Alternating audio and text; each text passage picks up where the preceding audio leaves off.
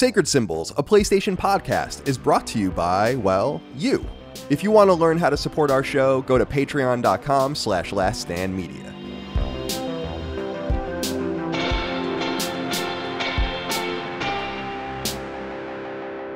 Hello, everybody. Welcome to Sacred Symbols Plus, your little extra weekly Sacred Symbols. I'm your host, Dustin. Today, we're doing the Silent Hill F Spoilercast and review discussion. With me, I've got some of the boys, the Silent Hill boys here with me. Starting off, Brad. How are you? Hello. Hi. I've never been called a Silent Hill boy. I'll take it, though. It's the only thing I could think of. Yeah. I got to ask you guys, though. The camps growing up. Resident Evil camp, Silent Hill camp. Which camp were you in more? I was definitely in the Resident Evil camp more. Resident Evil camp, for sure. Okay. Yeah. I was in neither camp because I didn't play either series until I was an adult. Dang. That's okay. Better than late than never, dude. To be fair, well, we were adults when you were still kids rolled.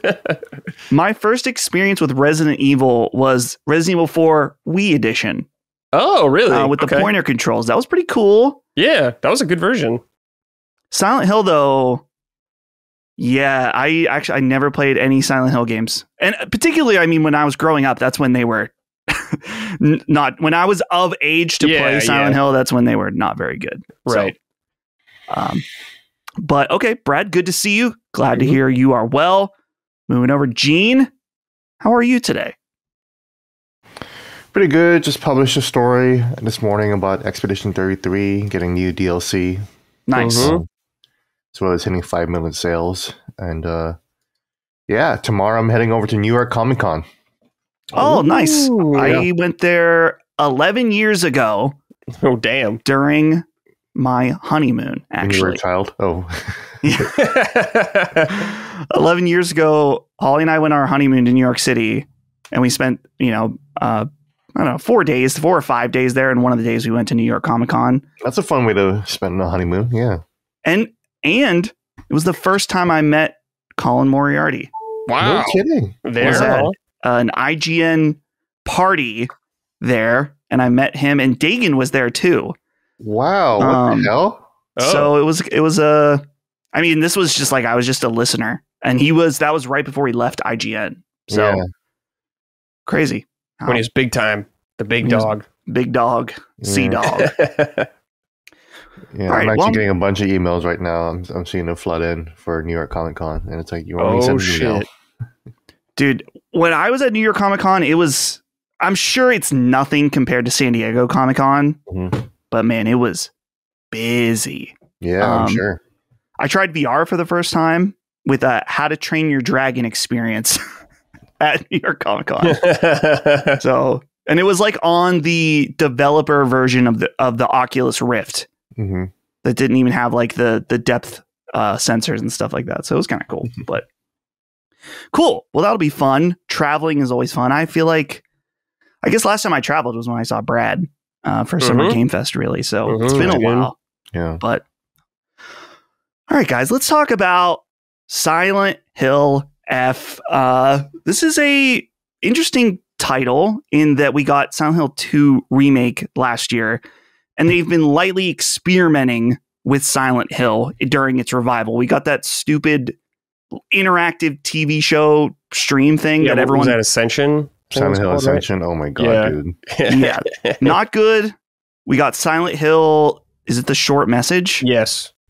And that was, I mean, debatable. Some people think it's all right. I thought it was fucking lame. I didn't play it, but I watched playthroughs of it. It looked pretty lame too. So yeah. So it's been a bit of a mixed bag so far, but now we have our first new full Silent Hill title, Silent Hill F. Let's just go around, with some overall thoughts. Gene, let's start with you. About Silent Hill F, I love Silent Hill F. I think it is, I was gonna say arguably the best, but I will reel that back, especially since I actually been playing Silent Hill 1, because Silent Hill F was so good though that it made me get tired of the older games not being released anywhere. And I've already had Silent Hill 2 Enhanced Edition, the fan-made mod for PC that is perfect. It's beautiful, beautiful rendition of the original Silent Hill 2. And I got that last year in response to Silent Hill 2 Remake. So with Silent Hill F, I was like, man, there's so many things about this game that kind of reminds me of classic Silent Hill. I gotta go. I have to go back. You know, of course, back to Heather with Silent Hill 3. So I've got that emulated too. But I just did finish Silent Hill 1, which was a fantastic experience. Oh my gosh, like it holds up so well. And I'll probably be referring back to it a lot as I discuss Silent Hill F today. But that being said, I would easily call it among the top 4. It is. I think it easily is among the Silent Hill 1, 2, 3, and 4 series for sure. Better than The Room, which was a cool concept, which is the original Silent Hill 4. So maybe Silent Hill F could mean the new Silent Hill 4. The F could stand for 4. Could also stand for 5. Who knows? But because we never got Silent Hill 5, Silent Hill Homecoming was originally supposed to be Silent Hill 5 until they decided to change it for probably because it looked like crap. They're like, we can't call this Silent Hill 5, guys. But yeah, fantastic game. Really enjoyed it. Definitely has one big flaw that I think we'll probably talk about today. But otherwise, I really enjoyed it. It was such a shock to me. Definitely loved it a lot more than Silent Hill 2 Remake. That's for damn sure. Oh, yeah. Okay. I did not really love Silent Hill 2 Remake. I think it's a good, fine remake. But I have many issues with it that I feel like I've aired out a lot before. But yeah, I can revisit that again today too if need be. All right, cool. Brad, thoughts? I thought it was really great overall. I do have some problems with it, but it's the best Silent Hill game I've played in a very long time. I'd say, at least compared to, like Gene was saying, after 3 and 4, because I was at the point where I'm like, well, there's more worse Silent or bad Silent Hill games than good games. So it's good to have a good one actually come out again, especially a brand new one, not a remake, a completely bold new direction, I should say, in some ways for the series. So I'm happy it turned out really well, in my opinion. So that makes me feel good about Konami. We need that energy. Yeah, Konami a bit on a heater recently between this and Silent Hill 2 Remake, and also Metal Gear Delta doing pretty well also. It's pretty good. For me, this game, it kind of feels like a tailor-made Dustin Silent Hill game, where it's like, oh, we're going to do Silent Hill, but Japan. And it's like, okay, cool, I'm in. I love the setting, 1960s Japan. And I was curious. I saw people saying, like, people that were, either Japanese or had more intimate knowledge of the setting, that were like, this town, the recreation of this small town in 1960s Japan is so faithful and well done. One of my favorite things about the setting too is about how they are able to contrast the dark, disgusting nature of Silent Hill, but also with the like flower beauty motif as well, all throughout the entire game. I think, and we'll just make this a tease for now, because we had our write-ins for the show, and most people wanted to talk about the ending of this game, and I'm sure that the bulk of this conversation will end up being about that. My main issue with the game is the structure, and I did a YouTube video about this, so some people have already heard this, but the writer of the game, Gene, is it Ryukishi 07? Ryukishi 07, yeah. Dragon Knight 07. He is a well-known visual novel author for a series called When They Cry, and this is kind of his shtick, is that you play through the game once, then you play through it multiple times with new perspectives and slight changes. I don't think it quite landed right for me in this one. The last thing too is just the combat, which is, I think, a lot better than some people are giving it credit for, because that seems to be one of the highlighted Like when I saw a lot of comments about this game, it's all like so many people focused in on combat. If it's not story and ending and structure, it's combat. So we'll get into all of that. But Gene, you brought up some former Silent Hill games, and all three of us, I've played 1, 2, and 3 and remake. Gene, you've played probably all of them, right? Yeah, I played all of them except for like Silent Hill Origins on PSP. I did not play. And did not play Short Message, but otherwise, yeah, I played them, and I'm actually just starting Silent Hill 3. Nice, but I played that so much, so fun. Well, it's probably the most fun out of the three original 3 games for sure. But yeah. And Brad, you've played. What's your? I've played history? 1 through 3. I've played some of 4. I never finished 4. And after that, I took a break from the series because they weren't... Oh, no, wait. I played some of Shattered Memories, and I did not enjoy that. I remember. And I played Short Message, which is whatever. And yeah, to remaking this. This question comes from Angel of Cake. It says, "Hey, Brad and Gooners. This game looks to be a banger, but any thoughts on Konami having the courage of their convictions in creating a new IP instead of sticking to Silent Hill... the label Silent Hill on a game that doesn't take place in Silent Hill and has only a tenuous connection to Silent Hill? Give us new IPs instead of trotting out old war horses. Glad everyone is having fun with this. Have a good week." Now, first of all, Angel of Cake, if you played Silent Hill 3, you would know Silent Hill, the vibe or whatever, the curse does not have to take place in Silent Hill. This has kind of been already established in the series. Right. But the question I wanted to present to you guys is, another conversation I've seen around this game is it really Silent Hill? We have a whole new setting. It's not in Silent Hill proper. It's very different than the other games. And so I'm curious what you guys think. A little bit of an open-ended question, but Brad, is Silent Hill F still a Silent Hill game to you? Yeah, dude. Absolutely it is. I mean, it's a little different, but it's like, yeah, it's still a Silent Hill game for sure. How it handles like the character's trauma and all that kind of stuff, dealing with, I mean, what about it is not a Silent Hill game? I don't understand. I don't understand this conversation. And this conversation is not happening in Japan either. That's for damn sure. Yeah, I'm just confused why people don't think it's not, because it's not a Midwestern town or some shit. Like, I don't really understand, because there's not a gun. I don't really know. But to me, it's like, yeah, it has all the trappings of Silent Hill. It's just in like a Japanese setting instead. Yeah. So I don't really know.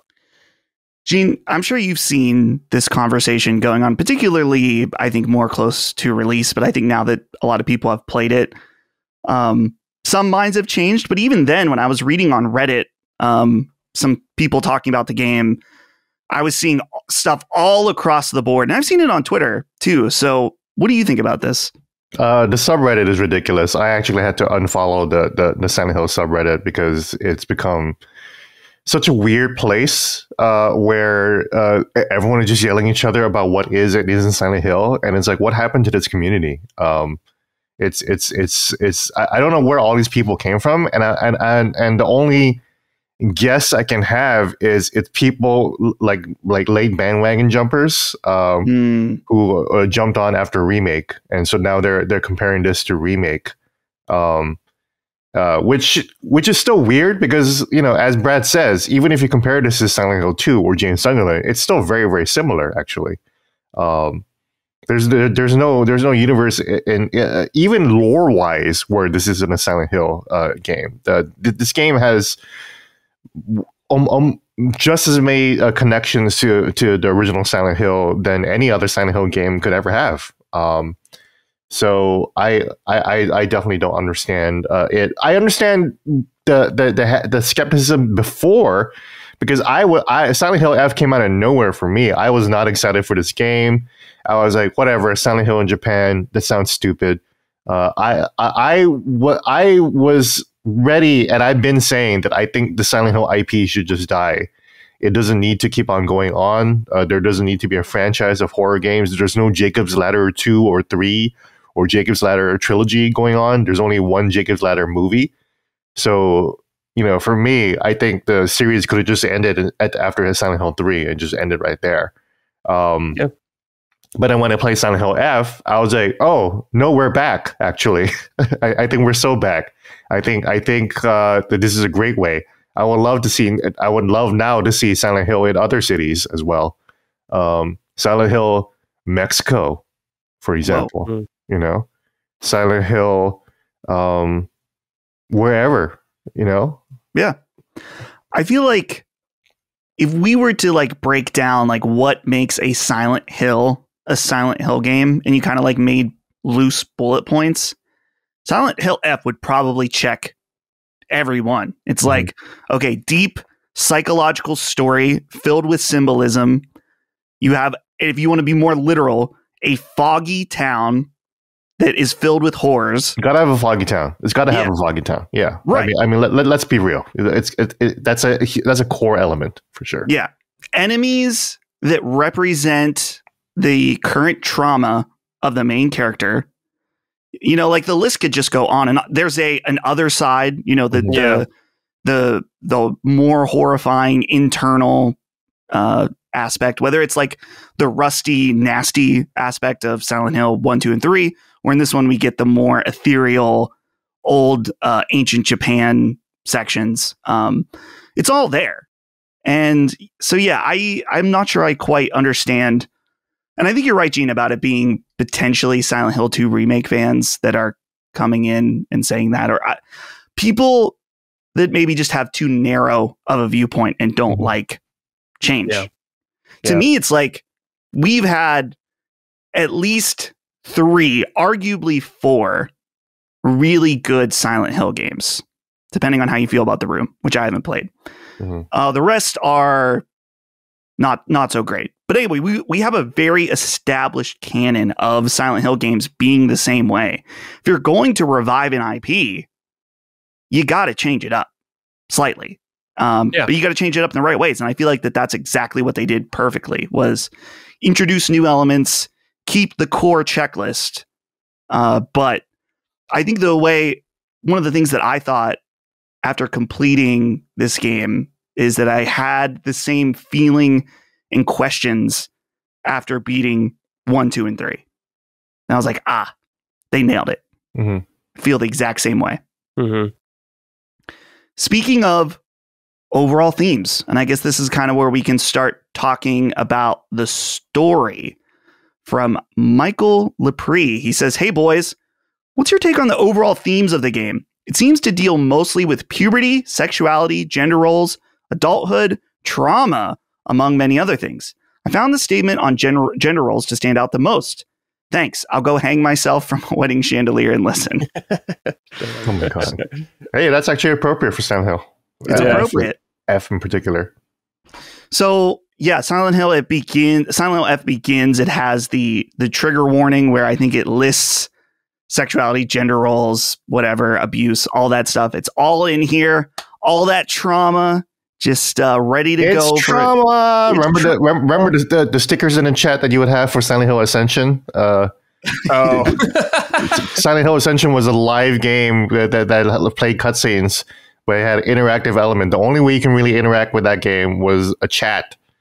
And then you can buy stickers for the chat, including "It's trauma" whenever stuff happened in the game. What a ridiculous project. I can't believe it existed. Yeah, insane project.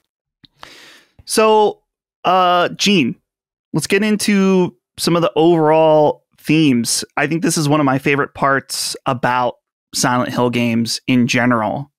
Sometimes it is kind of in your face what the themes are, which I think in this game it is maybe a little less subtle than previous Silent Hill games, but I guess so. Yeah, Silent Hill isn't always subtle. Silent Hill 2 isn't necessarily always subtle either. No, it's not. But yeah. So what do you think about this? You know, the gender roles aspect, the marriage aspect, puberty. I mean, it's all kind of baked in there. Yeah, you're right that it's not that subtle. At one point, we'll definitely discuss her transformation. This is a Spoilercast after all.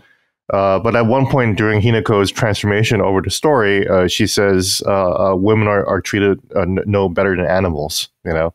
So she's just saying it right there. One of the main themes. Silent Hill F, the F could also stand for feminism or feminine, you know? or fucked up women, you know.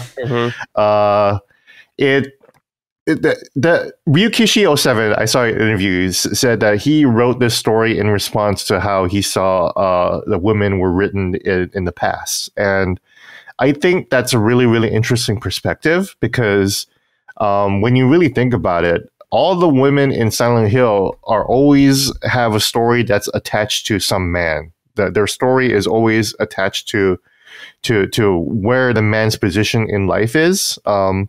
Silent Hill 1 didn't have that so much because it was about Harry Mason, but Cheryl is her dad and everything.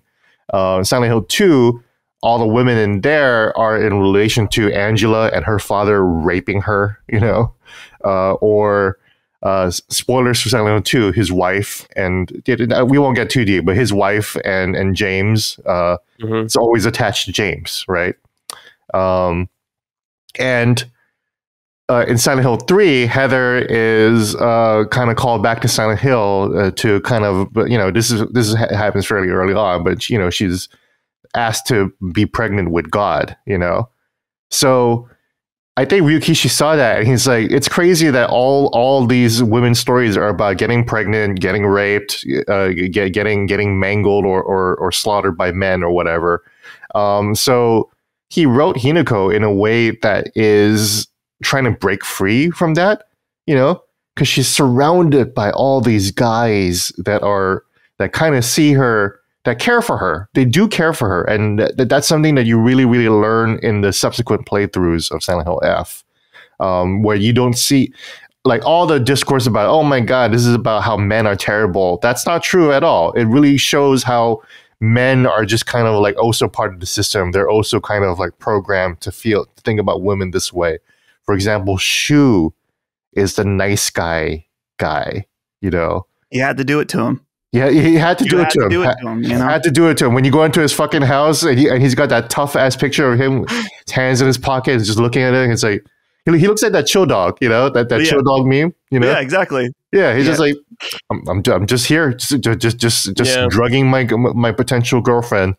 Yeah. So she gets her fucking head on straight or whatever, and it just makes everything worse. And that Shu right there is one of the most important characters in the story because he is our direct tie to the past Silent Hill games. I don't know if you want to, if I can bring that up right now. Yeah, go ahead. Sure. Free for him. So Shu is the cause of all this because he is a son of a pharmacist. He is also a skilled pharmacist himself, and he can mix drugs himself. And when you go to the back of his woodshed at his house in the late act of the game, you see his woodshed filled with all these pills, right? Where he's been, you know, just chopping up drugs for Hinako to take because Hinako's having tension headaches, all the stress of being at home and everything. But his parents got a little import from America, from the West, a little flower with white oblong petals that only grows around water. All of that is from Silent Hill 1. That's the white Claudia flower that's right outside the shed, growing by the pond. When you walk by the pond, you can hear a little eerie music. It's got a little special section there where there's nothing interactive, but it's just there. It's like, boom, there's your Silent Hill flower. And, you know, the big revelation at the end of the game, at least in your first run, is, oh, fuck, Shu has been fucking the Hinako's just been popping the Silent Hill drug. Yeah. You know? That's fucked up. Like that's crazy. Yeah. Imagine giving the girl that you really like, or at least have been playing Space Wars with. That's their whole thing, right? That they play a version of quote unquote Star Wars together, and you've just been feeding her the Silent Hill, the drug that made Silent Hill go crazy 20 years later, basically. Yeah. And then here it is at F. And also, we also find out at the end that Hinako might actually be in her 20s instead, right? Yeah. Yeah. And that everything happening in the game is definitely not exactly happening as we see it literally. So any literal interpretation of Silent Hill F as it happens on screen is probably wrong, because who knows what's actually happening in her head, you know, right now. Well, yeah, since we're in full spoilers and touching on the end, in the one ending, she says to Shu, like, "Oh, you look funny in a tie." And he's like, "Oh, well, you look funny wearing that," presumably wearing a wedding dress. So it's funny, Gene, mentioning that, like, you can't take stuff literally. Last night, after I finished my second playthrough, I was watching some YouTube videos of people. Like, I'm always curious about how other people explain the ending. I was like, I have a good grasp on this. And there was one where it was like, she murders her own parents. And I'm like, no, she didn't. Like, she, in the first playthrough, maybe murdered other people, but it's like in every playthrough after that, there's still the scene where the parents get murdered. And I'm like, it's not a literal thing. Yeah, that's what Junko even says as much, where she says, "I killed everyone too." You know? Right, exactly. Holly said that, and Holly wasn't even paying attention the whole game. So it's funny how that works. Oh, Holly pointed out that Junko said that too, the sister, right? Yeah, and it's like, okay, how could the sister also kill the parents, and then Hinako also kill the parents? That's stupid, right? You're killing them in your mind, in your life, you know, and which is a funny way to say it, because like whenever I would have people move out of town or city, I'm like, oh, they're dead to me then, you know, right? How many people did they say she killed at the end of the first ending when there's like the police talking and stuff? Is it? I feel like maybe when I was perusing the Silent Hill subreddit, I saw this. Is it one person she killed and one person in cardiac arrest or something? I can't remember. She might have killed her friends. She might have done that. I think she killed like someone close to her. I don't know if it was her parents or something. Yeah, it was one person who died of cardiac arrest, and that might have been Sakuko, who just at the beginning of the game just flat out just falls and dies. You know. Yeah. So, getting back to the overall themes thing, yeah, I absolutely love that it's a take. I think you're right, Gene, in that it is a take on, how female characters are written overall. But I also love that it is like contextually about how women were treated in 1960s Japan. You find like the articles and stuff that's like a perfect housewife does blah, blah, blah, blah, blah. And how Hinako's being literally sold off by her parents to pay her dad's debts and things like that. So I think it's neat. And it's so funny to me. Not that I want to spend too much of this episode ragging on people's interpretation of this game, but as soon as I started playing this game, that Thursday night or whatever, Monday or Tuesday night when they started the early access, I was like, oh no. There's going to be people that interpret this game immediately as men bad, marriage bad, women good. And it's like, dude, why? And I love, Gene, that you bring up, and this is more so in I guess it would be technically the fourth ending of the game, where you learn that Fox Mask is like part of the system also. I like that there is kind of this element where it's like, okay, yeah, it's not to say that men didn't treat women badly, but there was like an entire system where it's like, yeah, this is not necessarily good. He loves Hinako. We also find out that he's not just some guy who's like, just grooming, quote unquote, Hinako. He was also a child. He's probably a little older, but you know, he's an older kid, and he fell in love with Hinako when she saved him from that fox attack in the playground that we find out at the end of the first run. Actually, Kotoyuki is his real name, right? When you do the fourth run, you gradually find out through that journey that Kotoyuki has been going through his own struggles. He's had to sacrifice his own adulthood to kind of make it so he can marry Hinako, and take him in. He loves her.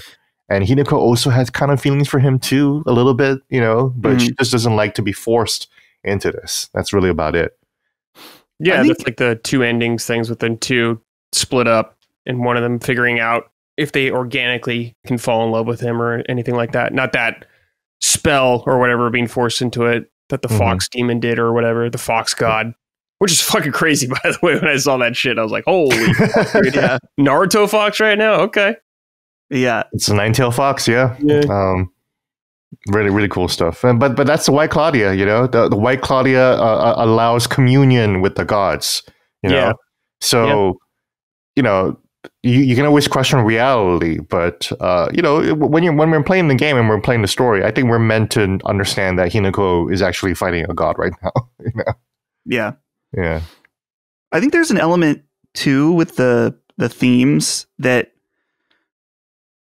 it's not necessarily. There are situations like Hinako's parents that are bad, where Hinako's dad, he's a drunk, he sucks, he made really bad financial decisions, he's abusive.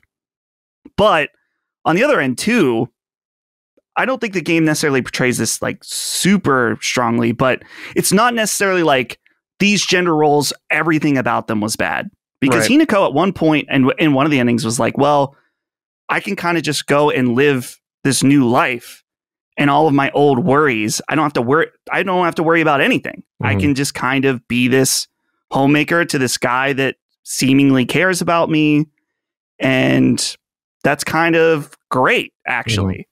Kind of interesting to also present that other side of it too, which obviously there's like two extremes, but I was surprised when I was playing through that. I was like, this game isn't necessarily saying traditional gender roles bad either. They can be. Not really. It can be. It can be to certain people, like Hinako, right? Right. But even she sees the value in it.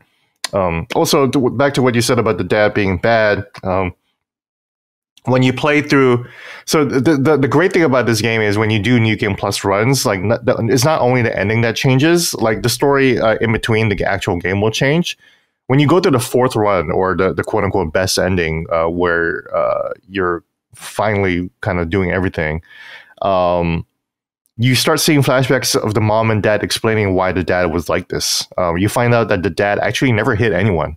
The game kind of implies that he probably hits the wife, and the wife says, no, that didn't happen at all. You know what happened whenever you leave the house? He would apologize to me. He'd be like, I'm sorry. I'm actually just trying to act tough in front of Hinako. And he would bow, and he would fall to his knees and bow to the wife and deeply apologize and say, I'm so sorry I'm doing this to you, you know? And then the mom would later explain he's doing this because his best friend stole his money. He had no choice. That you know, you find out in the early runs that he was supposed to start a business, and that fell through, you know. But he was really just a victim of a total scam, and that pressure just made him feel like a failure as a man. And that's why he's like, okay, well, the one thing I can do as a man, as a father, is make sure that my children have a good life, because I can't provide that. I got no fucking money. Right. But here's some dudes that like my daughters, and they seem like good guys, and maybe I can give them this, you know, through my connections. Kotoyuki loves you, you know, so why don't you just marry him? Yeah, and not have to worry about money like I do. Yeah, but he also, and then you also see a scene later where he apologizes. He says, "I'm sorry that I pushed you into marriage with Kotoyuki. I just thought he was a good guy, but I always thought that Shu was a good guy because you guys always like grew up together and you guys got along together." But and he even stops himself right after that. He says, "But I'm fucked up for even saying that. It should be your life to decide, you know, not Shu, not Kotoyuki. It's up to you." That's like where you get like the best ending, where like Hinako is actually kind of able to hear her dad say this stuff and kind of internalize it better, as opposed to just like shutting it out or something. Right. And that's because she stopped taking the fucking shoe drugs. I love that. That's one of my favorite parts of this game, is the fact that when you realize at the end of the game that the pills that you've been taking all fucking game that are everywhere has been causing all of this. And then so to get the new game plus endings, you can't take the pills at all. And as a former addict, I who's still dealing with cigarettes, for example, right? I see cigarettes and smoke everywhere, and I'm turning my head like Hinako does every time she passes by a red capsule in the game. You know, the little it's like Zelda Wind Waker. Every time Wind Waker is Toon Link, every time Toon Link passes by something, he's always looking at something, right? And then so Hinako's doing that, but with the drugs, you know, it's like, ooh, they're fucking everywhere. And then when you finally go to Shu's house and say, "No, I don't need this anymore, partner," and she puts it down, the pills behind her just disappear, and you just don't see red capsules for the rest of the game. That was a great scene, dude. Reading that note at Shu's house. Yeah, loved it. That's one of my favorite parts of the game. The fact that like it's able to depict addiction that way. Yeah. Brad, I wanted to ask you, obviously you can take this any thread you want, but something we haven't touched on is there's also this element of the teenage angst. I don't know if angst is the right word, but their relationship dynamics, the jealousy that happens. Yeah, the girls.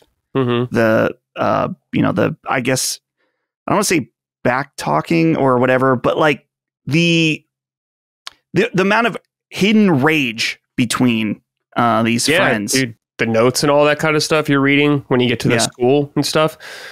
I always forget their names. What are the two girls' names? The ponytail one. You like read that note about her having like mild autism or something like that. Right. Like her being afraid of the dark and her mom not knowing why and all that kind of stuff. And her, like why they call her, or she calls her traitor and all that kind of stuff, feeling like she abandoned her later on. And of course, the other one, I forgot her name as well. Gene will know. The stair pusher. The one that like really likes Ringo a lot. Yeah, Ringo. That's it. And her like eventually realizing like she's messed up for being resentful at Hinako for Shu liking her and stuff like that. So, I mean, that is very real teenager behavior to me. I felt like that seemed believable to me. I feel like we've all known some drama Andy's like that growing up. So, yeah, I think that was done really well, actually. Yeah. I like that some of the interactions kind of feel like fucked up, like Lord of the Flies type stuff, where it's like, yeah, of course. Yeah, these, I guess, I don't know, human nature, we learn how to suppress some of these hateful or like thoughts. Yeah. You know, hopefully not everyone grows up and is able to repress that kind of stuff, but I don't know. Look online. It's kind of yeah, exactly. Not everyone. Yeah, everyone's talking like Ringo's letters these days. Basically, fucking hate you, fucking bitch. Yeah. Look at the comments under this video, probably. Oh yeah. You know, everyone's loving it. No negative comments here. Everyone loved it. Okay. Yeah, instead of the meme should be, instead of talking like Sephiroth, you're sounding a lot like Rinko right now. Yeah, talking like crazy. Right now. Yeah. Don't be such a Rinko. Jealous bitch. Let's get into, so as I mentioned earlier, we have a lot of questions about the endings. We've already started kind of talking about that, but I want to talk about combat. And so I have two different questions here that kind of pull at different threads.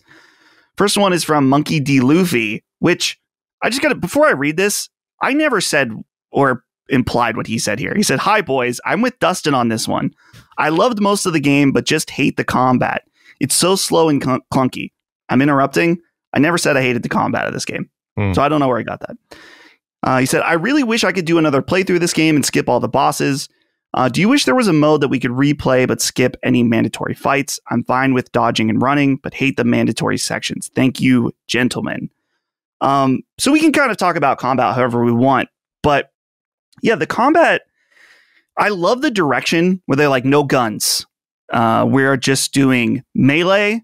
I have no problem with the way the weapons break. I think it's overall very generous with giving you new weapons, the ability to heal or fix the ones that do start breaking. There's no problems with that. The other world gives you infinite unbreakable weapons too. So like you get whole sections where you can just fuck with the combat itself, you know, if you want to. So I think the combat overall is really I don't want to say it's like, I think it's really amazing combat, but it's way more serviceable than I think Monkey D. Luffy here says slow and clunky. It should be as a Silent Hill game or as a light survival horror. I don't know, even light. It is kind of survival horror. I was hurting for resources in this game for sure. Right. I think that slowness definitely can add to the tension, particularly when you're up against multiple enemies. And I think that the way they do, there is some,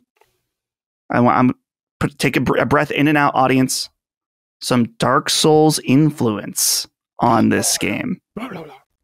It's not a Souls-like, but clearly with like the perfect dodges and stuff like that, and circle strafing, things like that. It's clearly there. My main problem, and I'm curious what you guys think, is that there is simply too much combat in this game. Particularly as you get to the end, I'm like, the end is annoying. The end is an issue. The end is an issue. That's what I was basically implying. Yeah. So I agree with the end. Brad, go ahead. What did you think? Go ahead, Brad. You said the perfect word for it, though. It's serviceable overall. I think it's not like incredible combat, but for what the game is and what it's trying to convey, I think it's an serviceable job. You know, Hinako is like a young girl using like a sledgehammer. You know, she's gonna have a hard time swinging it. How it's portrayed, she's like a high school girl. So I was totally fine with all that stuff. And the weapon durability, I'm like, you gotta have some survival horror elements in there. You know, you can't just have infinite resources all the time. Gotta have a little tension there, but it's still super generous. Even when I was playing the game on hard for a new run through, which I learned later on was not a good idea. Thanks to Gene being like, yeah, that's New Game Plus shit for sure. Then it all made more sense, but combat's fine. Dude, the slow, like perfect dodge, that reminds me more of like Bayonetta doing the witch time. Yeah. Dodge kind of stuff. So that's what I thought of immediately. But like, I don't know. Like, I don't know. Do you want fucking Hinako to be like doing air juggles like Dante and stuff? Maybe that could be kind of funny in some regards. But yeah, I don't know about that all the time. Maybe when you get like the full wolf powers, you know, maybe I could do a little air juggling with pistols. But she has a double trigger already. Yeah, exactly. She does have a double trigger. yeah, exactly. As soon as I saw that, I was like, "What do you mean she has a double trigger? What the fuck?" Yeah. So serviceable, like you were saying. I have to do a quick aside before I throw it to Gene, because you mentioned the difficulty. This annoyed me to no end, because Brad, you and I started on hard. I played about half the game on hard because the way it's designed, and I guess if you're listening to Spoilercast, you know there is story mode and there is hard mode.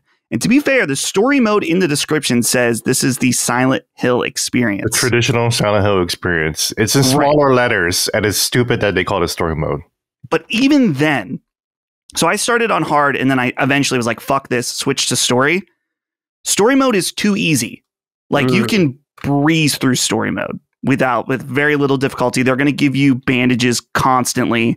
It's just, I was so annoyed that I was like, man, hard was too hard for the first playthrough, but story mode, now that I'm playing this, I'm like, oh, the tension of every combat encounter is basically gone.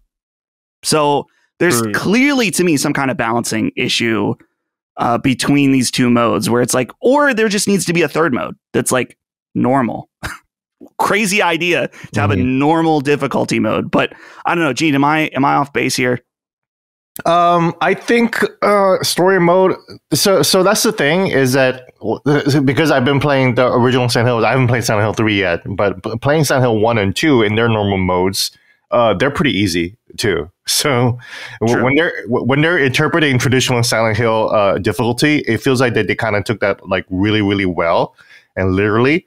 And because in Silent Hill 1 and 2, you're showered with bullets in normal mode. You literally never run out of bullets. I had so many fucking bullets in Silent Hill 1 I couldn't believe it. I thought it was just Silent Hill 2.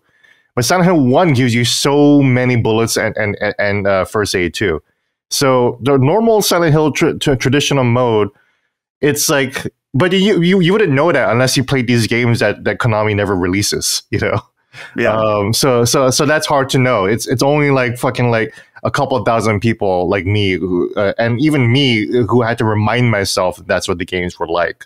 But you're right. I do think that traditionally Silent Hill games have been fairly easy in terms of getting through the dangers. I'm also playing Resident Evil 1, the original one on PS1. That shit's real survival horror. That shit is like, oh, I got 2 shotgun shells and there are 5 zombies in my way. So I got to figure that shit out definitely, you know. Right. You never really get into you get fairly tight with resources, but it's never that dire in Silent Hill F. But it's never that dire at all in Silent Hill 1 and 2, especially. So that's kind of my take on the difficulty. They should have called it normal mode. It's story mode. or it would have been fine if they had 4 completely difficult. So there's story mode, hard mode, and Lost in the Fog mode, which is pretty hard. And I'm actually going through the combat difficulty of that as well, and the puzzle difficulty. I hope we talk about the puzzles later, because I did love the puzzles in this game. But the puzzle difficulty in Lost in the Fog is so fun. The riddles that they choose are really interesting, and they kind of make you kind of rethink the way you solve the puzzles in the earlier ones. A lot of fun right there. We can talk about, actually, we can transition over to puzzles now.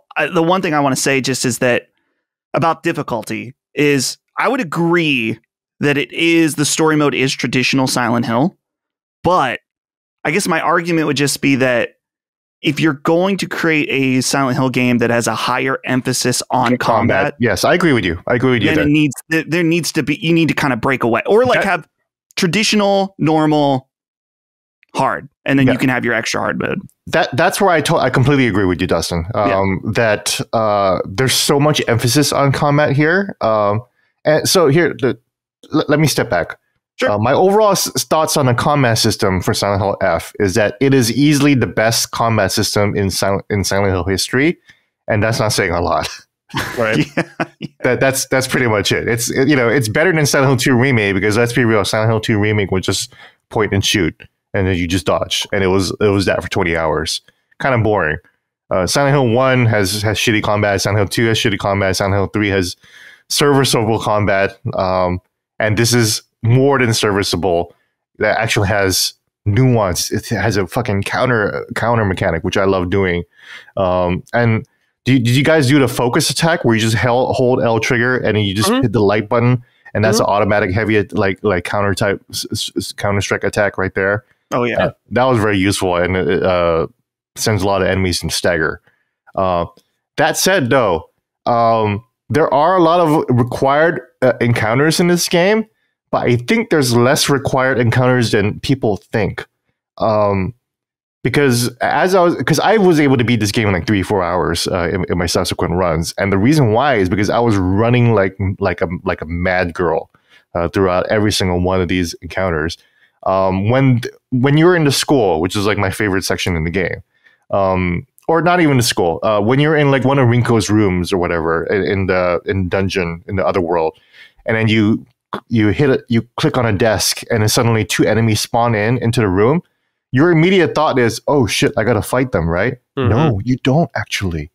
You don't have to. If there is no bulbous pus filled like wall blocking you, you don't have to fight that at all. You can just leave that room altogether completely.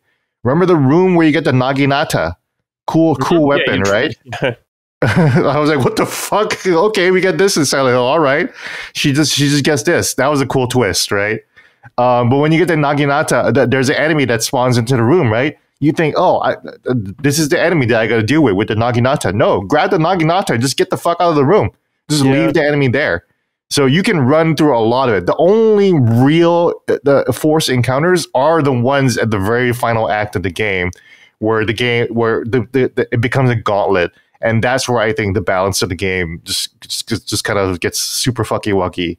And it's like, I understand that this is a great crescendo, and part of the theme is that Hinako is tired of fighting all the time. She's tired of fighting everything, right? But do we really need to fight 5 of those big pregnant women enemy spawning enemies in a row over and over again? You kind of dilute the importance of that enemy by just turning them into an enemy gate spawn at the end of the game. That was ridiculous. I don't understand why they did that. So that's why I actually might dunk the game more. I think the game would just be a lot braver if they just got rid of combat altogether, honestly, Mouth Watching was my best game of the year last year, and that had 0 combat. Yeah. So PT had 0 combat. True.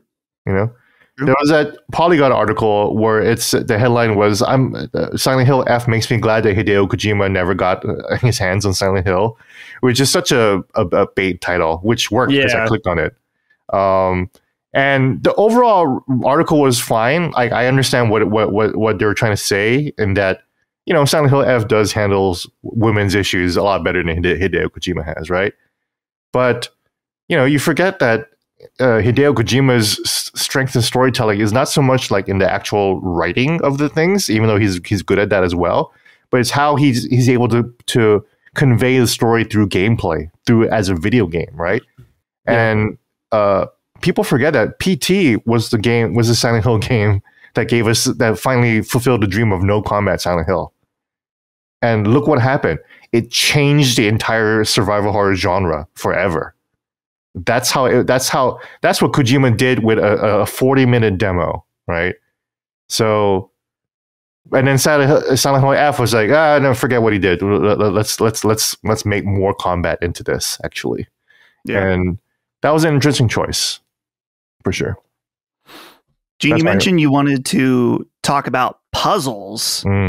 I played puzzles on hard for my playthroughs. And overall, I found them to be not overly challenging, but they were fun. The only puzzle, it's such a weird mixed feeling, is the Scarecrow puzzles were so cool, but I was like looking at characters, their faces, looking at the direction, and I'm like, okay, it has to be this one. And then it just wasn't. I'm like, okay, there's clearly something about this one I'm missing. Also, did you guys see the Donkey video where he just had like an army of them following him because he just kept fucking it up? That's how I felt at one point. That's funny. But Brad, we'll go to you first because I know Gene's already locked and loaded about puzzles. Did you play on hard? I did play on hard the first time. Yeah, it was pretty manageable, all things considered. I'm trying to remember which ones I got like stuck on for a little bit. I was like looking at all the puzzles again. I do remember the Scarecrow one, that fucking Scarecrow one, because you would hit the wrong one or whatever, and they would just replace them with a brand new one right away. So I would like forget which one I did. So I kept accidentally hitting the wrong one over and over. I was like, fuck. I'm trying to remember the end, maybe the mural. I don't know if the mural was the hardest one for me, but I remember being down that for a little bit. But overall, it wasn't too bad. I feel like I could figure most of them out. Did you guys do Gene, I know you did probably. Did you do the water clicking one, Dustin, where it's like the water thing that goes up and down? You have to ring the bells. No, that was the one I did not do, just because I wanted the shoe ending for my second playthrough, so I didn't have to do it. And then there was just not enough time to do. Yeah, for sure. It's like you have to hit these 3 certain bells at like the perfect, like the right rhythm or whatever. It like makes a klaxon. You have to hit it like right after or something like that. And that's to get the Rekgu, the agoraphobia. Right. I'm mispronouncing that, but the agora something. That's the same liquid that you use against Alessa in Silent Hill 1. Right. Yeah, liquid. It's used to purify the sword. Purify the sword. You purify the evil spirits. Yeah. I actually liked really early on the one where you're like the first time you go to the dark shrine and you have to find the symbols on the back of those like wood carvings or whatever. I liked that one just because you had to deal with that guy kind of lurking around. Oh yeah. Like, oh, this is cool. I love this. It adds a little bit of tension because he can attack you too while you're messing with it. It reminded me a lot of Evil Within, so I liked that one as well. Yeah. You mentioned the mural one at the end. Yeah. That is one I spent a lot of time on, and then I had Holly help me, and we could not figure it out. And so I did look it up, and we just needed to swap 2 of the coins. And I was like, that's usually what right happens. There. Yeah. But I'm at the point now where it's like, I will spend considerable time on a puzzle, but I will not beat my head against a wall because it just makes me angry. And so, I was like, I'm going to look this up. Yeah, you spend some time on it, and if you want to move on, just look it up. It's no big deal. So, Gene, you played the puzzles on Lost in the Sauce mode. Oh, wait, Lost in the Fog mode, right? Lost in the Sauce. Lost in the Sauce mode. I haven't experienced that at all, so I'm curious. You said it significantly makes them even better. Yeah, the Scarecrow puzzle that gets even harder to interpret. Yeah. It's actually I actually had no problem interpreting the Scarecrows, but it has been funny seeing people on streams and videos really struggle with it. Even creators that I like and who have played a lot of Silent Hill, but I didn't have trouble with it at all. I was like, oh, here's a Scarecrow, and I was like, oh, I did it. The Lost in the Fog one changes it up where you even have to find a scarecrow that isn't even among the initial batch of scarecrows. It'll actually lead you outside into the fog because this is a Lost Woods type scenario. It's so funny that this and Silksong also has a Lost Woods style misty area too, which is so funny to see this in the Silent Hill F. But yeah, the scarecrow puzzle in that one will just send you like outside the thing, and it's like this scarecrow isn't even standing upright. It's actually dead, So there's like dead body scarecrows that you actually have to inspect and everything too. So really, really, really interesting stuff. I love the puzzles. I love the school puzzle for sure. As soon as I got to the school and you start opening the origami and then they start giving you math formulas. I was like, of course there's math problems at school. Of course I'm having math problems at school.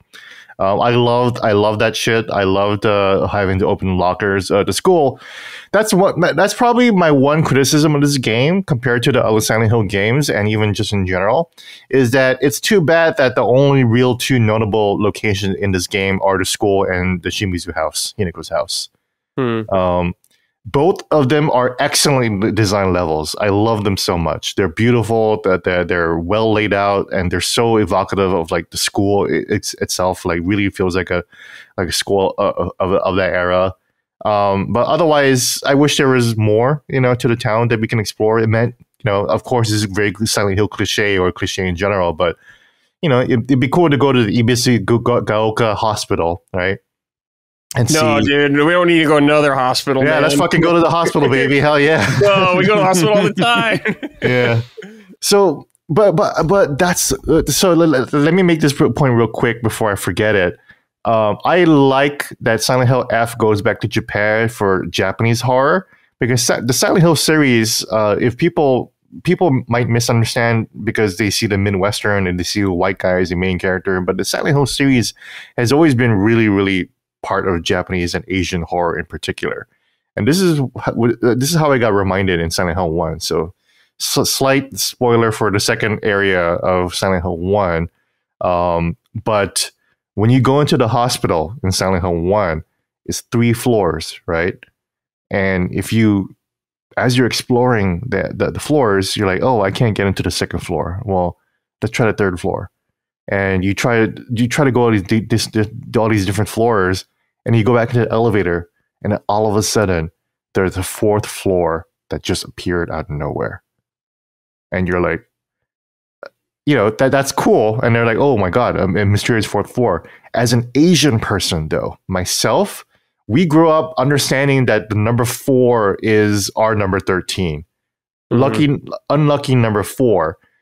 Especially in hospitals, there is no 4th floor in hospitals because the Japanese symbol for 4 resembles death. So why would you want to go to the death floor in the hospital? So I freaked out even back then. I remembered about this when I was replaying it, but I was like, oh yeah, that's why I was so scared about the hospital. Because they gave it just out of nowhere, it gives you the death floor. So Silent Hill has always been about Asian horror, and it was nice to see F kind of just bring it back and just like bring all these Asian flavored puzzles, origami, and of course the one Brad talked about with flipping the Emma back and forth with the symbols and everything too, and also walk around the Shimizu house. And all the paintings will change and everything like that too. It's the brilliance of the Shimizu house, which is the very final area in the game, is that that area has so much story going on it, and that area will always change depending on the choices you made earlier in the game. Because by the time you get to the Shimizu house, you're already locked into one of the endings, because all the choices that you would need to get the new ending would have been made before you got to that house. So that gives the game, it's great direction in that gives the game that opportunity to just completely flip the script once you get back to Hinako's house. And that's where you get all these new cutscenes with the mom and the dad and Hinako just yelling at herself because you find out that she's kind of split herself into two. The one that wants to be independent and the one that's like, maybe marriage is pretty okay. Maybe I can just go with the flow. Brilliant. I think design direction in that it gives you something to look forward to, and they're able to really give that extra value at the end of the game once you kind of went through the whole game again. Also, in the New Game Plus runs, you can just skip sections entirely. That puzzle flipping back and forth, you can just not do that at all. If you remember the code, they actually the whole reason why you do that in the first place is to get the one piece of the lock to finish the safe code. In the new subsequent runs, the lock is already finished, and you just open the door and just get through it. Even in New Game Plus, you can just completely skip the school altogether. Yep, I did that. Yep, I actually didn't realize you can do that. I actually started doing the puzzles immediately, and then when I passed by the locker room, I was like, "Wait, why the fuck is it open?" And I went in there. I was like, "Wait, I could just get it now." I was like, "Oh my god, okay." Well, yeah, that's cool. I like that. It was cool. So I love that the game like really allows you to just skip entire sections entirely. Even once you get the Fox Mask, you can just skip the Fox Mask ritual entirely. You just go straight to there and get right to the wedding, baby. Yeah. Fuck the foreplay. Fuck the foreplay of cutting off my own arm and my fucking face and branding my back. Jesus Christ. How did you guys feel about that? Those parts? Those segments, dude. Those were hard to watch in a great way. Where I was like, holy shit, they're going for it. I respected them doing it. I was like, wow, those trigger warnings weren't kidding. That's for damn sure. This is probably a good time to transition to what you guys wanted us to talk about the most, and that is the endings, which of course we've been talking about throughout. I got to start though with some self-defense, Dustin self-defense, because a few different comments. Judgmental audience. A lot of accusations being thrown around. I'm getting called out. So let's talk about it. I'm going to read these two. First one from Sam Brown. Says, Gene and Brad, can we get a stand down from Dustin? Completing the first playthrough of Silent Hill F is not equivalent to completing the game. Similar to only doing the first route in a Nier game. What are the group's thoughts on games with multiple playthroughs / routes to get an entire story? Personally, I'm a fan, as it's inspired by visual novels such as 999 and Steins Gate, which are all-time greats. This one real quick, I just want you guys to know, I did do a second playthrough of this game between when I did my YouTube video and this for this spoiler cast. That's how much I love you guys. I was like, okay, I'm going to do it. And it did change some of my perspectives, but not all of them. The next one. And Gene, this is where I'm going to bring you in here. From Jay Good. Says, just want to call out Dustin's hypocrisy of complaining about requiring multiple playthroughs for the full story when he glazes Nier any chance he gets. And Gene and I had a brief conversation in the staff chat where Ben jokingly said, this is the Nier Automata of 2025. And I said, no. Gene said it's better than Nier. Now, I'll stand down from that. I was only trolling you, basically. I knew it was bait. I'm like, this is bait. This is bait. You. Yeah. But I've seen some people say this about like, oh, well, and not just directed at me, like in general, like, well, Nier, everyone loves Nier, and Nier has multiple playthroughs. This is not the same at all. In fact, Nier's multiple playthroughs, which I won't get into any spoilers about it, or you have to play the game multiple times. You're not really playing the game multiple times. Maybe one of them where you're playing as 2B instead of 9S. 2B. That's kind of the most replaying the game. But then after that, you actually just get completely new content. Well, it's closer to Nier Replicant. Or I was going to say Nier Replicant, I remember playing a lot more of it. And let me tell you, that's my number one complaint about Nier Replicant. Okay. And it's the same complaint that I have about this game is that let me restart. The second playthrough does add a lot. Not necessarily even just from the new cutscenes, the new notes, the new endings, but from the knowledge you have of playing the first run through, you get a lot out of that. And I appreciate that. And I think that's cool. The issue is, and this relates back to what we were saying about combat, the game pushes so much combat down your throat at the end of the first playthrough that when it came to starting a second playthrough, I was like, absolutely fucking not. You want me to do all that again? Which it is true. It does, as we were just saying, let you cut off whole sections of the game. It's still significant, though, what you have to replay through, and you're doing the same thing. In terms of what you are playing of the game, the gameplay, it is the same thing. And that's the problem I have with it, is that what is there in those new playthroughs, or at least for my second playthrough, was great. And the new story that I saw in the fourth playthrough, technically, because you can kind of do 2 or 3, choose to do either one of those and then do the fourth, is really cool. But the game the combat and the gameplay is not good enough to demand that of the player. So if there was a Shooby run through, yes, or if there was a 9 shoe run through, right? Yes, where you played through as Shu and see from his perspective, you would be more down for that then. Not even necessarily that. Okay. I think that we were saying earlier the combat is serviceable and then annoying by the end. Mm-hmm. If that wasn't the case, if I was like, man, this combat is actually a blast, which would be weird. It's weird because it's kind of antithetical to Silent Hill. That it's like, I don't want a Silent Hill game necessarily that's like, I love the combat in this game. It's not about that. Yeah. But then it's like, okay, we're taking this serviceable combat, and in order to get to the good Silent Hill stuff that you like, you are going to have to do everything again. And I'm just, when I was playing through this second playthrough over the last 2 days, I was like, I am like so mixed where I'm really enjoying this and I'm bored at the same time. It's like, I'm really, really bored. Something cool happens. I get a little pop and then I'm bored again. So that's my problem. It's a little boring. It's a little boring. Once you get, I agree with you in that. Like I'm even thinking about like the shrine, the shrines. There's one dark shrine that you can't skip at all. Also, like one point of comparison is that the other world is a dark shrine area, right? It's not a twisted version of Bisiguoka. You know, it's actually what we might assume to be Kotayuki's house. But at the very least, his temple, where this marriage is taking place, right? Right. But I agree with you that even when I'm thinking through the wolf sections or whatever like that, I'm just like, that's not that. When I think about the fond memories I have of Silent Hill F, it's not hitting the pregnant lady with my wolf arm about like a minute and 30 seconds until just dodging her easily. So the combat is actually pretty easy. It's actually kind of embarrassing once you kind of lock into it. And then it gets kind of boring. Yeah, you're right. You know, it is kind of boring. Yeah.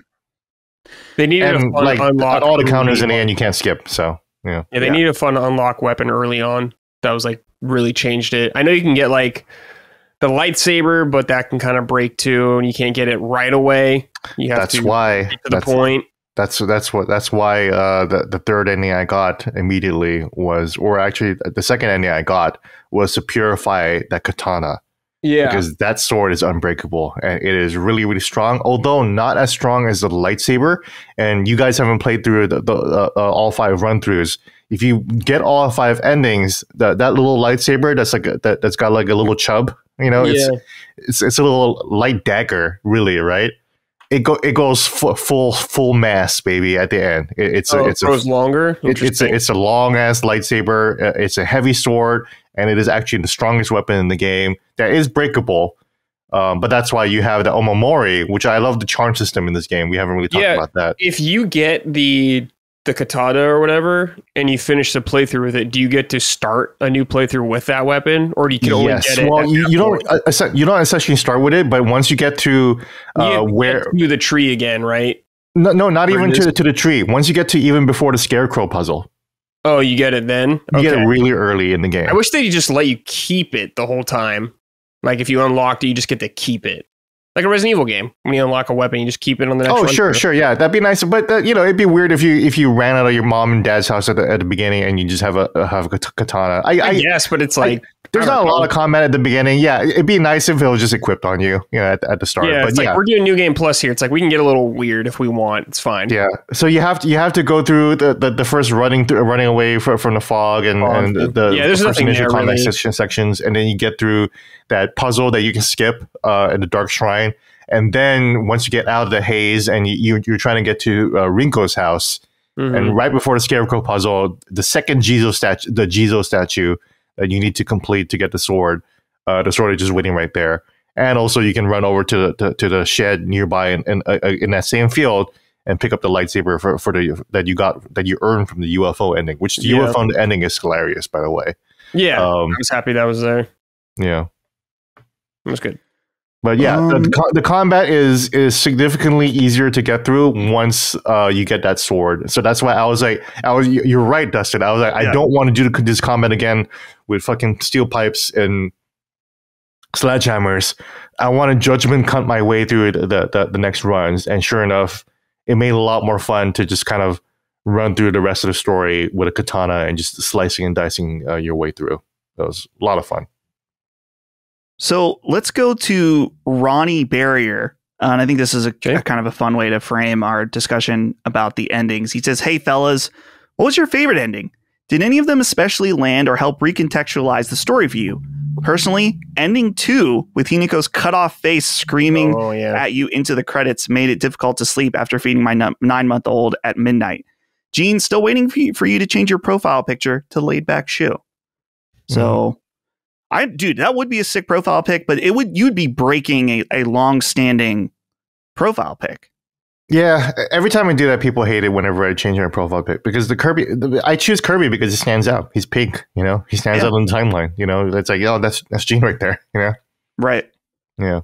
Yeah. For me, so I have played 2 of the endings, but I've watched the other ones on YouTube. Mm-hmm.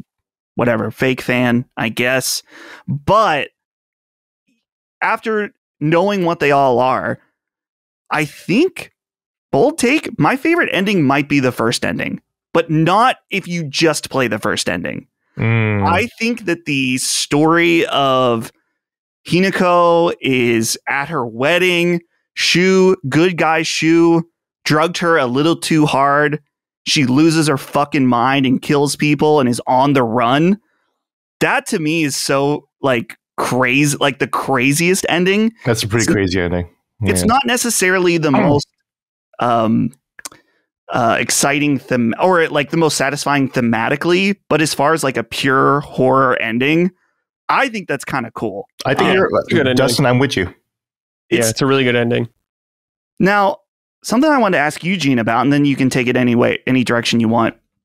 In terms of the true ending, where you have the gods and stuff like that, I kind of found that to be the least interesting because I felt like it explains too much about the scenario. I understand what it's trying to say symbolically, and I think that's cool, but it's almost like pulling the curtain back a little too far, in my opinion. Wow, Dustin, you really actually changed my mind on this because I was like, oh, no, the fourth ending is great. It feels so narratively satisfying. But the way you put it just now, that you like the first ending in the context of what Hinako could be afterwards, right? Right. So what you just made me realize is that the first ending is actually this game's in-water ending from Silent Hill 2. Where the in-water ending in Silent Hill 2, and I won't spoil what that is, but it's abrupt and it's kind of like the lowest effort ending that you can get in Silent Hill 2. It's abrupt, but it also feels fitting, and it's also the correct horror ending for this, right? The correct tragic ending for this. And then when you get to the other ending is when you actually do the rituals and stuff like that, which is exactly what you do in Silent Hill F.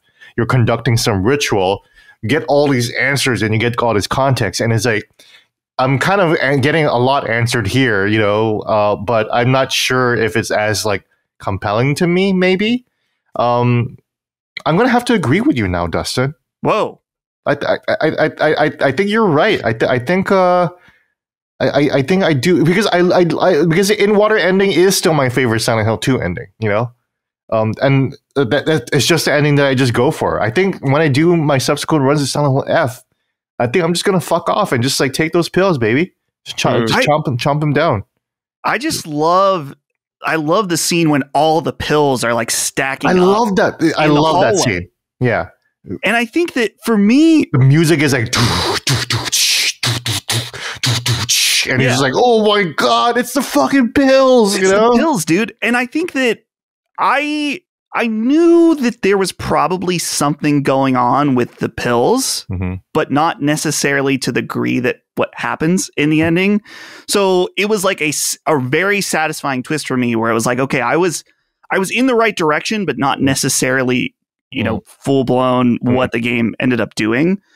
So that was really quite satisfying for me. I think also gameplay wise, it kind of like matches thematically with the amount of combat you get, right? Where it's just like she's just a fucking crazy maniac. She's just fucking hacking shit up, and then you realize that she's been a druggy maniac the whole time, and it's like, oh, okay, yeah.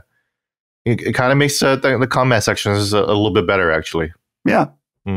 Brad, what about these endings? Which one do you feel like spoke to you? I mean, the pill one's my favorite, just because it's fucking unhinged. And it was a great moment, like connecting all that together at the end. I actually like the Fox ending, though, or like the true ending, I guess they would say. It feels like the most complete Hinako arc ending to me, where she like actually grows and learns what she wants to do. Well, the two versions of her. And dude, have you seen the boss fights for that? Those look fucking sick. I was like, holy shit, this is fucking cool. I'm fighting like Susanoo and the QB. It's good stuff, man. So I like that a lot. I like the ending of her, like, I like that ending because it does reveal what's going on, but I still have so many fucking questions about the game already. It didn't answer everything for me in the game.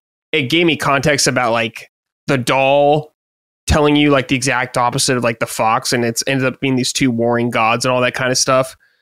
So I like that, but like her being two separate things at the end and then figuring out where to go. I'm like, what the fuck's going on here? Are you guys actually split apart now? Like nobodies, or is this all in your head? Are you actually 20 years old and like in a nursing home? I don't know what's fucking going on right now with Hinako. So I still have a lot of questions, but I like that she had some sort of peace in a game where there doesn't seem to be any peace for anybody. The two Hinakos at the end, I don't want to say it's cheesy or... Oh, it's cheesy, dude. It's a little cheesy. It's a little cheesy. They're both sitting there, dude, like they're on the Twilight Town Tower, dude. Like they're Axel and Roxas up there, yeah. Well, I have the sea salt and ice cream. That's what I thought of immediately. I felt like I was thinking of the movie Scott Pilgrim versus the World, where I'm like, are they going to go like get ice cream together now? Are they going to are they best friends? Oh, that's right. Oh yeah, with Dark Scott or whatever. Yeah, or Nega Scott. Yeah. Yeah.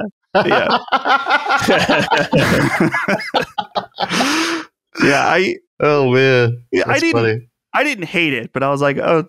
Okay. But that is a happy ending, though. Hinako it comes to peace with herself, and like is the whole town. So that's what makes me wonder. It's like, is the whole town just fucked? Because like the whole game, there's a story about this geyser that's about to fucking explode underneath the town. I think the ending where she runs away with Shu or whatever is like condemning the whole town pretty much because she just bounces.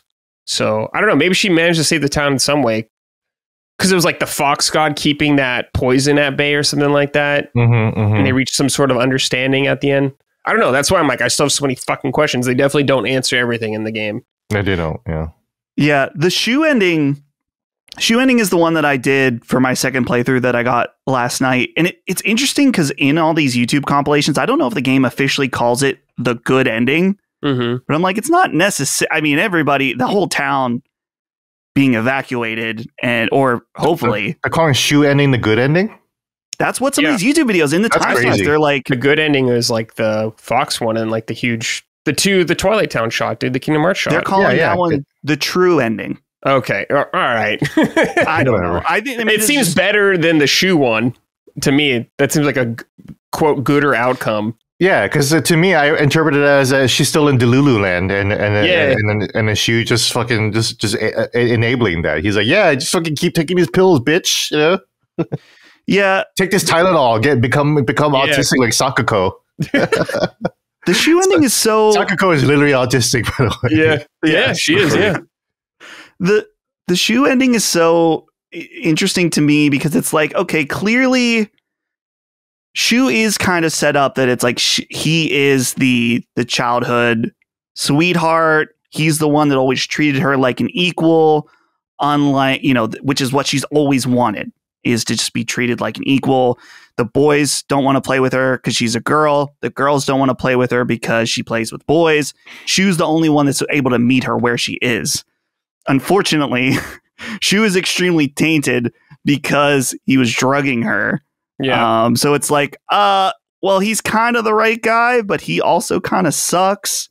And now the whole town is doomed. So it's like, I don't know if. Why were you feeding her the Silent Hill drug? Yeah. Haven't you heard of Silent Hill? No? It's the 1960s? Okay. Yeah. Gene, the question, maybe you know the answer to this, maybe you don't. I'm sure someone in the audience does, but I was trying to remember. I'm like, so Shu is the pharmacist in training. He's making these pills for her.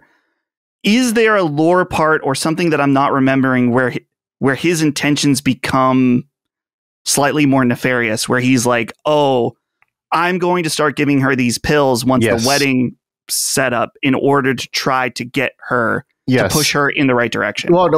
Yes. So you find that out in the I think the third ending. You don't. I guess you don't find out in the Shu ending. Then I can't remember. When I was thinking about the story, I'm like, I think this happened, but I can't remember exactly. It definitely happens. It definitely is said in the game that Shu is giving her these pills to quote unquote get her head on straight. But the intention is for her to snap out of this marriage of Kodayuki and come back home and continue to play Space Wars or just be one of quote unquote one of the boys or whatever. And the game also kind of implies that Shu always thinking about her as not a girl is also kind of fucked up. She is a girl, you know? Yeah. She wants to be thought of as a girl sometimes, you know? She just wants to be treated as a human, not just as like a boy or a girl or a project. So you see at the beginning, when they first meet at the Chizuru whatever general store, and then when he first gives her the drugs, he says, "That's my Hinako." He always refers to her as quote unquote my Hinako. You know who else refers to her as my Hinako? Mr. Foxman. Shu and Kodayuki are meant to be two parallels, where it's like Shu is a nice guy who kind of enables you, but who's kind of enabling, like some kind of he's a little bit more insidious, you know. He's a little bit more controlling in that way. Where Kodayuki is more like, you know, like rah, like you know, like I'm part of the system and you're gonna marry me or whatever. And it's not that nefarious. Obviously, I already mentioned earlier that he kind of loves her and everything like that too. But Shu is kind of like meant to be like the more insidious. Like you don't really see him as controlling until it's too late, you know. Right. And until you realize like, oh, he's literally been drugging me this whole time. He's making me. So he wanted her. He knew that the drugs would have an effect on her and how she views the marriage, and that turned out to be correct. Just a little bit more tragic and crazy than he probably expected. Yeah, because he took some before. I think it said like in a journal or something like that. Yeah, he was taking it too. That's why like a 9 Shu run in a New Game Plus. I actually thought that we might be able to play Shu for a little bit in the New Game Plus runs. I wouldn't mind a Shu DLC, you know. Yeah, Shu DLC. I hope they just call it that, Shu DLC. Shu, yeah, just the Shu content, you know. Yeah, Shu tent. Yeah, dude. While I was playing this game, Holly and I randomly throughout the house would be like, Shu, where are you? Like constantly. Dude, I don't know if you guys play in Japanese, but they're always like Shu, and just constant. Partner. Hinako sounds fucking insane. Just going around this fucking town yelling, partner, where are you? You fucking crazy bitch. You know? Yeah. I played it in Japanese though. I did play in English in my second run. And they all sound great. But unfortunately the lips don't sync, which always drives me crazy. And it's a little hard for me to hear Susie Young. She does a fantastic job. She does some amazing screams as Hinako, right? But when she's talking normally, though, I'm like, why does my Silent Hill protagonist sound exactly like Yuffie?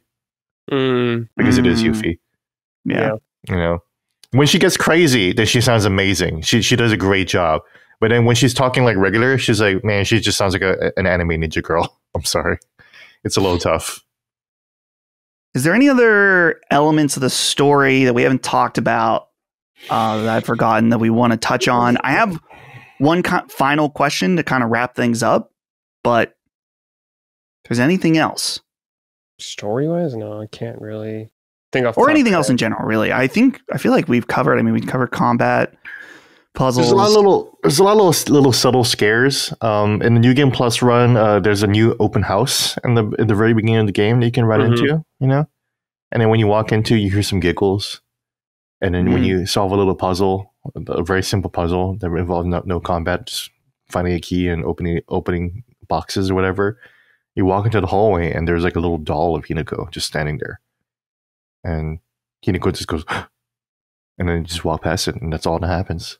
When you go into the school, it's nice and foggy outside, but when you go into one of the classrooms, it's just like a thunderstorm you see in the windows, and you're just like, what the fuck is going on? This is crazy. And then there's a new room in the school in the New Game Plus run, where all the desks are in a circle, and all the names of every single character in the game are there, and you hear a radio playing. Classic Silent Hill stuff. I was so glad that there was a school level. The school level in Silent Hill 1 was one of my favorites, so I was really happy. That's why I was hoping that we go to some hospital or at least like a little clinic, you know. That's kind of what I wanted out of this game. It's like I would have liked a little bit more locations. Like imagine going to a 1960s like clinic or whatever. Imagine if go to Shoe's pharmacy clinic, you know. And see what kind of fucked up shit is there. That's why a shoe DLC, man. I'm telling you, people want shoe more. The doctor's office, I guess. There's like one house. It's like the doctor's. There is the doctor's office, the doctor's house that you can get into, and that's a little spooky too. Like all the. I do like that the fact that you can run up and down the town too. I do wish that the town was a little bit bigger. And that's one thing again that Silent Hill 1 does well. Better than every other game, actually. Better than every single other game that's ever come out, other than I guess that Downpour, which had a huge town. Silent Hill town was massive. It was so explorable, and they've been downgrading ever since because they're trying to make it a higher fidelity. And every single time they just downgrade it, and it's like, man, just bring back Silent Hill 1 graphics and give me a big ass Japanese 1960 town and PS1 graphics, baby. That's what I would love. Yeah, that's all I got to say. I think we covered pretty much everything because it's not too many story beats. There's the school, there's a dark shrine, and there's the Shimui's house, basically. You know. Yeah. I enjoyed all those like remnants of the other girls that needed to be sacrifices for the fox. It's like every 8 years or something they need to sacrifice someone. You can like see the notes from the girls before, like scribbling in on the stones and all that kind of stuff. I really appreciated that. It was very eerie. Mm-hmm. Brad, I was on your stream at one point, and a shout out to one puzzle involving propane and propane accessories. Yes. So you need the two. The house, yes. That was good shit. The wax. Okay, let's end off on this final question from Hashim Baccarat, who says, "Good day, Foggy Fox boys. With the success of Silent Hill F, do you think we'll see Silent Hill games set in other countries or different time periods? Which setting would you like? Also, do you think that Konami is on a road to have a Capcom-like redemption, or does it need more to achieve it?" It needs more to achieve it. That's for sure. Yeah, it needs more. Let's hold our horses right there. You know, it's weird to say that Konami is doing a good job, but they're doing a pretty good job. But you know, it's all outsourcing all this stuff too. You know, they clearly don't have any talent left in that company other than Okamoto, the producer of this game, who you know, congratulations to him. You know, did a good job with this one. So yeah. So Gene, you touched on other places we could see Silent Hill. What setting would you like? I guess let's broaden this out a little bit. Like, let me step back. We know that Bloober Team is probably, I mean, they're working on a Silent Hill thing. It's probably going to be a Silent Hill 1 remake, it sounds like. But Silent Hill right now, I think people are hot on it. What do we want next for the series? Brad, what are you thinking? Okay. I want Silent Hill in the past, hundreds of years, like the Dark Ages. I want it like gothic horror style or something like that.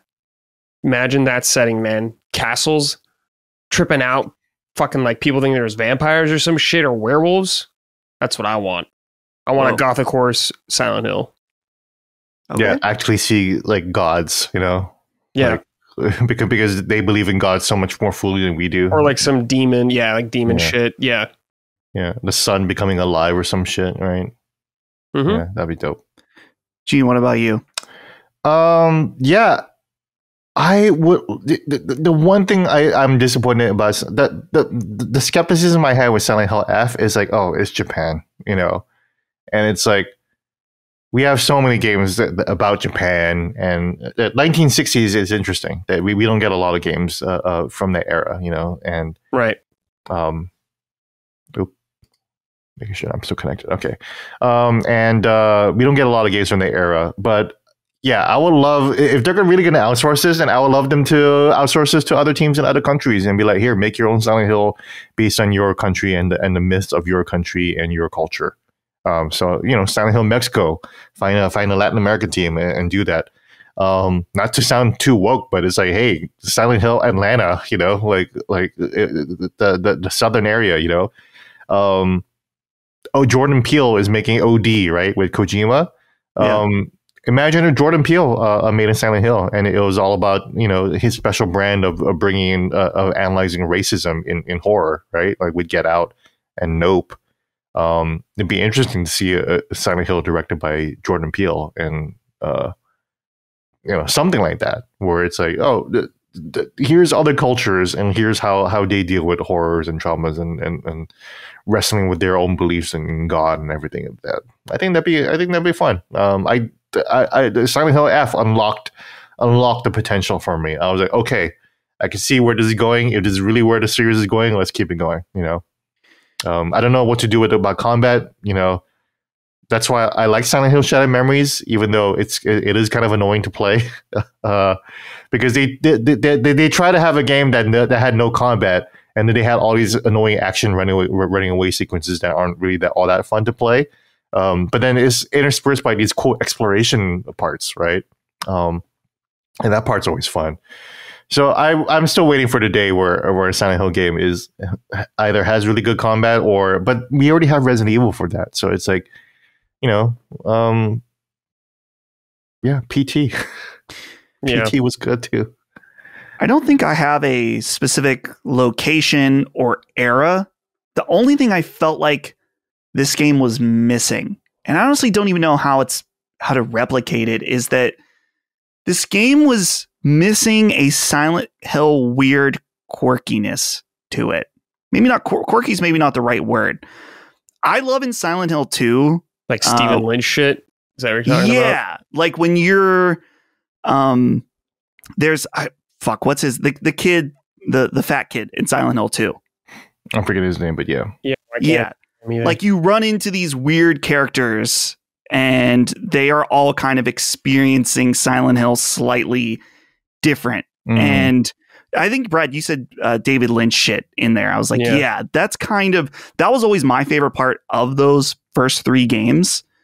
Whereas Silent Hill 3, I think of Silent Hill 3, like the mall, where it's like suddenly she's in this situation.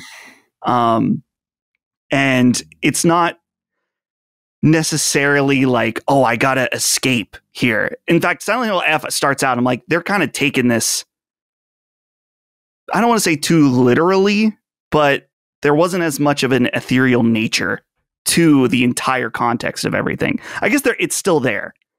Do you know what I'm saying? Does that make sense?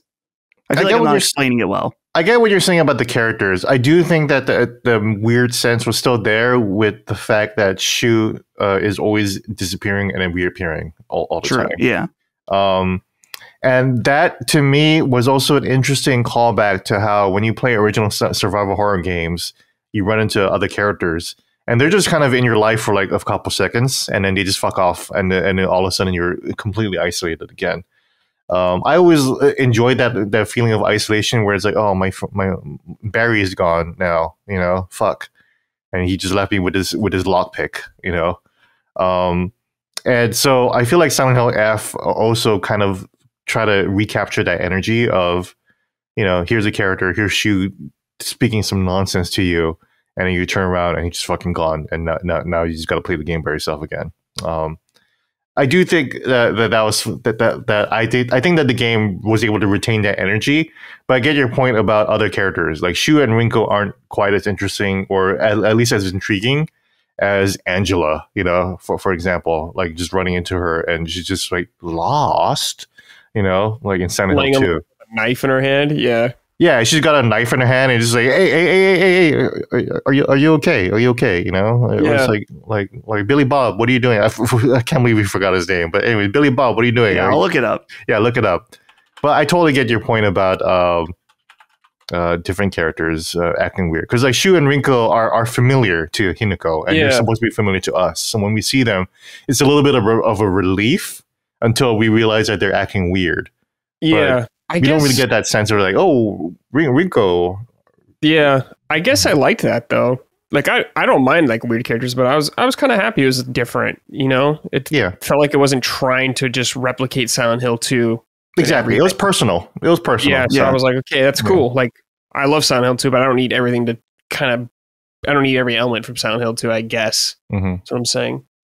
That character's name is Eddie. Eddie, oh my god, Eddie, dude! I can't eating believe that pizza, dude. Eddie, in the Eddie bowling eating alley. pizza. Billy Bob. Billy Bob. Yeah, I was like, what is his name? Joey? I was like, Joey. Okay, well that's it for our Silent Hill F Spoilercast. Thanks everybody. If you're listening at release, then you're on Patreon, so we really appreciate your support. You get, of course, early access to these Spoilercasts. If you listen to this on YouTube, it means you got it way late. And if you want early access to not only Spoilercasts, but pretty much all of our content, you can get it at patreon.com/laststandmedia. Let's go ahead and say goodbye to the crew here. Brad, thanks for joining me. Yeah. What do you got going on the rest of the day? Gym and video editing. Nice. And hopefully Yote, hopefully sometime later. Nice. Yeah, I will be playing Yote later as well. Gene, good to see you. I feel like you and I don't talk as much anymore since I'm not on Punching Up, so it's nice to do a show with you. What's the rest of your day look like?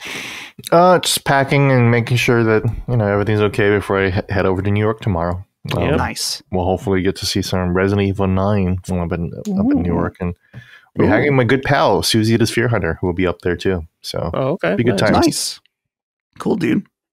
All right, well that's it. Thanks everybody. We'll see you next time. Sacred Symbols, a PlayStation podcast, is a product and trademark of Last Stand Media and Collins Last Stand LLC, and is proudly recorded in the USA. The show is conceived by, is written by, and is directed by me, Colin Moriarty. My co-hosts are Chris Raygun Maldonado and Dustin Furman. The show is produced by executive producer Dustin Furman. All of Last Stand's theme music is by my best friend, Ramon Narvaez. As you know, all of Last Stand's shows, including Sacred Symbols, are fan-funded on Patreon at patreon.com/laststandmedia. The following names are at the producer level on Patreon, our highest tier, and we're grateful for your thoughtful and kind contributions to our independent endeavor. Thank you.